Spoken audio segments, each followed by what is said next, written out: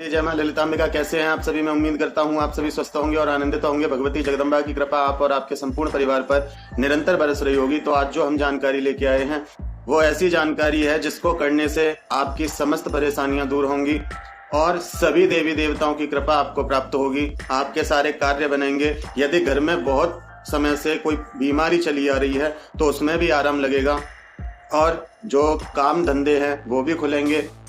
एक तरह से कह लो कि आपके ऊपर सभी की कृपा होगी। केवल कुलदेवी कुलदेवता ही नहीं, आपके ऊपर सभी देवी देवता कृपा करेंगे। केवल आपको महीने में एक बार छोटा सा भोग देना है और ये भोग इतना आसान है कि हर व्यक्ति दे सकता है। महीने में एक बार देना है। मैं उम्मीद करता हूं कि आप वीडियो देखने के बाद ये भोग देना प्रारंभ करेंगे और ये भोग जब भी आप दोगे तब आपको इससे बहुत लाभ मिलेगा। और ज्यादा कोई बड़ा नियम नहीं है, बहुत साधारण सा भोग है, बहुत आसानी से आप दे सकते हैं अपने घर में। तो वीडियो शुरू करते हैं। वीडियो को स्किप ना करें, वीडियो पूरी देखें जिससे आपको एक एक बात समझ में आए। जानकारी पसंद आए तो वीडियो को एक लाइक अवश्य करें, कमेंट में जय माता दी लिखें और चैनल पर पहली बार आए हैं तो चैनल को सब्सक्राइब कर लें, क्योंकि ऐसी ही नई नई और रोचक जानकारी मैं लेके आता रहता हूँ। मैं वो जानकारी लेके आता हूँ जो आपके हित में है। तो आप जो भी मैं बताता हूँ, कोई भी प्रयोग, उसे आप निश्चिंत होकर कर सकते हैं। आपको कोई परेशानी नहीं होगी, क्योंकि यदि मैं आपको कुछ बताता हूँ पहले उस प्रयोग को मैं खुद करता हूँ और यदि मुझे उससे लाभ होता है तब फिर मैं आपको उस प्रयोग को बताता हूँ कि आप भी उस प्रयोग को करके लाभ उठा सकें। तो आइए जानते हैं कि ऐसा क्या भोग है जिसका चमत्कारीय प्रभाव है। तो देखिए, आपको क्या करना है। हर महीने अमावस्या पड़ती है। अमावस्या वाले दिन आपको ये भोग देना है। आपको सामग्री क्या क्या चाहिए इसके लिए? तो उसके लिए आपको सामग्री चाहिए घी, एक गाय का उपला, थोड़ा सा कपूर और लौंग, इलायची और मिश्री के दाने। ये सामग्री आपको लेनी है और इन्हीं सामग्रियों से ये पूरा भोग देना है। तो इतना हर कोई कर सकता है, कोई ज्यादा बड़ी बात नहीं है। इतना हर महीने हर कोई भोग दे सकता है। तो आपको क्या करना है, एक जल का पात्र लेके अपने पास बैठना है। जल का पात्र लेके आप बैठेंगे, शुद्ध होके बैठेंगे आसन के ऊपर। आपका मुख पूर्व की तरफ रहेगा। सबसे पहले गाय के उपले को गैस पर 50% जला लेना है और 50% जब उपला जल जाए तो उसको अपने पास रख लीजिए। अब उस उपले के ऊपर आपको कपूर रखना है। अब उस उपले के ऊपर आपको घी डालना है और घी डालकर आपको थोड़ा सा जल लेना है और जल के छींटे उस उपले के ऊपर लगाने हैं। उपले के ऊपर घी डालना है। घी डालने के बाद आप एक कपूर की टिक्की लेंगे। उस कपूर की टिक्की को उस उपले के ऊपर रखें और उपले के ऊपर रखने के बाद आप उसको प्रज्वलित करें, कपूर को।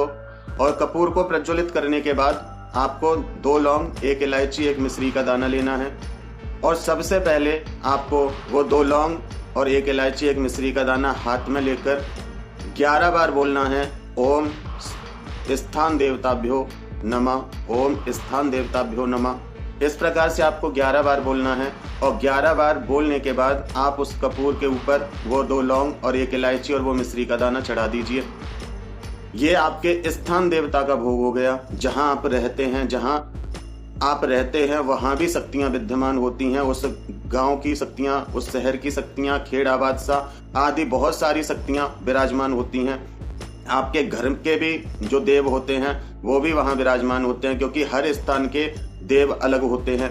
इसीलिए स्थान देव को प्रमुख स्थान दिया जाता है, क्योंकि आपने भी अपने घर में जो भगवान को स्थान दिया है वो स्थान देव के ही माध्यम से दिया है। वो स्थान देना ही स्थान देव है। तो पहला भोग आपको स्थान देव को देना है, जिससे आपके घर के मंदिर में जो भी शक्तियां विद्यमान हैं वो जागृत हों, वो एक्टिवेट हों। अब आपको दूसरा भोग किसको देना है, ध्यान से सुनिए। फिर आप एक कपूर रखिए उसी उपले के ऊपर और कपूर रखने के बाद कपूर को जलाइए।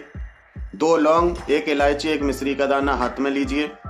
आपको 11 बार बोलना है, ओम मम कुलदेवी कुलदेवताभ्यो नमः, ओम मम कुलदेवी कुलदेवताभ्यो नमः। इस प्रकार से आपको 11 बार ये बोलना है। मम जरूर लगाएं, जिससे कि पता चले कि आप अपने कुलदेवी देवताओं को बुला रहे हैं भोग के लिए। 11 बार बोलने के बाद वो 2 लौंग, 1 इलायची और वो मिश्री का दाना उस कपूर पर चढ़ा दीजिए। तो ये आपके कुल देवी कुल देवताओं का भोग चला जाता है। कुल देवी कुल देवता भोग ले लेते हैं। स्वाहा नहीं बोलनी, क्योंकि मैं पहले भी अपनी वीडियो में बता चुका हूं कि जब हम भोग देते हैं तो नमः लगाते हैं, स्वाहा नहीं लगाते। स्वाहा तब लगाते हैं जब हम हवन कर रहे होते हैं, आहुतियां दे रहे होते हैं। तो भोग देने में स्वाहा नहीं लगाना, केवल नमः लगाना है। तीसरा भोग आपको किसको देना है, एक कपूर जलाइए और 2 लौंग, 1 इलायची, 1 मिश्री का दाना हाथ में लेकर के अपने इष्ट भगवान का भोग देना है, जिनकी भी आप भक्ति करते हैं। चाहे आप माँ दुर्गा की करते हैं, माँ काली की करते हैं, या भगवान शिव की, या भैरव जी की, हनुमान जी की, या कोई अन्य देवी देवता जिनको आप अपना इष्ट मानते हैं, तो उनके निमित्त ये भोग देना है। आप अपने इष्ट देव का मंत्र से भी दे सकते हैं। जैसे उदाहरण के लिए मैं बताऊं, जैसे मान लो किसी के इष्ट भगवान शिव हैं, तो वो ओम नमः शिवाय ओम का जाप करके भी भोग लगा सकता है। 11 बार आपको अपने इष्ट का जाप करना है, उसके बाद आप वो भोग चढ़ा दीजिए। आपने ये 3 भोग दिए, सबसे पहले स्थान देव का, दूसरे नंबर पर कुल देवी कुल देवताओं का, तीसरे नंबर पर इष्ट भगवान का। अब चौथे नंबर पर आप सुनिए किसका भोग देना है। देखिए, फिर एक कपूर की टिक्की लीजिए, उसको प्रज्वलित कीजिए, 2 लौंग, 1 इलायची और 1 मिश्री का दाना लीजिए और आपको 11 बार बोलना है ओम मम पितृ देवताभ्यो नमः।